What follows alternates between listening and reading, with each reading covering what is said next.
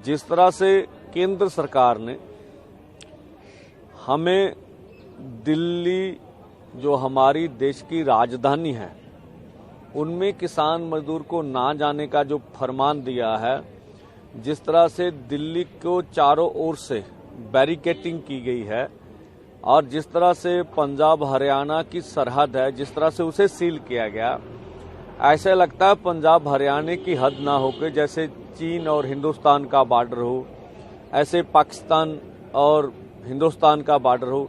मुझे लगता है नेपाल के साथ भी इतनी सरहद हमारी टाइट नहीं है, लेकिन दो अलग अलग कंट्रीज है, जिस तरह से ये सब सीन किया गया।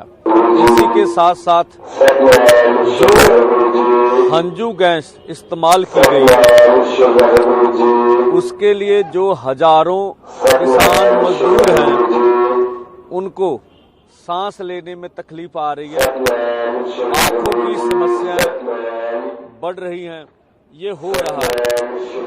इसी के साथ साथ जो बुलेट इस्तेमाल की गई है, 12 बोर के फायर किए गए, उससे हमारा शुभकरण सिंह शहीद हुआ है। 3 गंभीर जख्मी है। प्रितपाल सिंह की जो बाईं लेग है वो अलग अलग थगाते हैं और 14 इंजरीज उसको आई है। इस तरह से एक जुआ की बाजू से जो फायर आर पार हो गया, एक जुआ की आंख चली गई है। इसके अलावा जो रबड़ के बुलेट इस्तेमाल किए गए हैं, जो उनके घाव हैं वो भी नुकसान कर रहे हैं। तो उसके आगे जाकर जिस तरह से डरी हुई सरकार ने अपने ओर से ये यत्न किया, भी हम डर रहे हैं। जिस तरह से अजय मिश्रा टैनी, जो लखीमपुर खीरी के साजिश करता थे, उनके बेटे अजय मिश्रा टैनी ने जिस तरह से किसानों के ऊपर गाड़ी चढ़ाकर उनका कत्ल किया था, उनको कल भाजपा ने टिकट दे दी।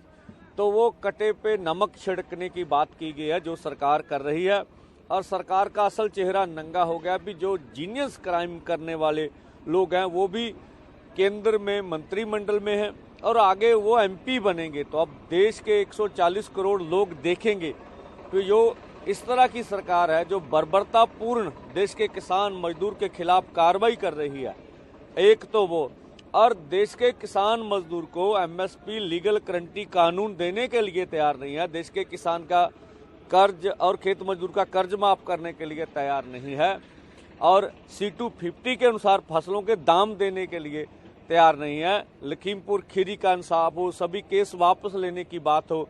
अब देखिए उत्तर भारत में कल ओलावृष्टि और बरसात से जिस तरह से फसलों का नुकसान हुआ, तभी हम बोलते रहे कि फसली बीमा योजना सरकार अपने प्रीमियम पे करे। ये भी मांग रही WTO से भारत की खेती सेक्टर को बाहर निकल आना चाहिए। बिजली एक्ट 2023 जो उन्होंने बना रखा उसको वापस करवाने का सवाल है।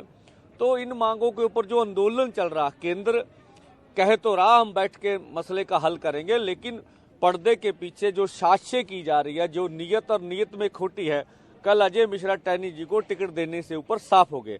तो इस तरह की सरकार के बारे में मुझे नहीं लगा देश के लोग उनको आशीर्वाद देंगे। हाँ, शराब जरूर देंगे 140 करोड़ लोग, और देश का किसान जो 60 करोड़ है वो इस तरह की सरकार से कभी भी खुश नहीं होगा।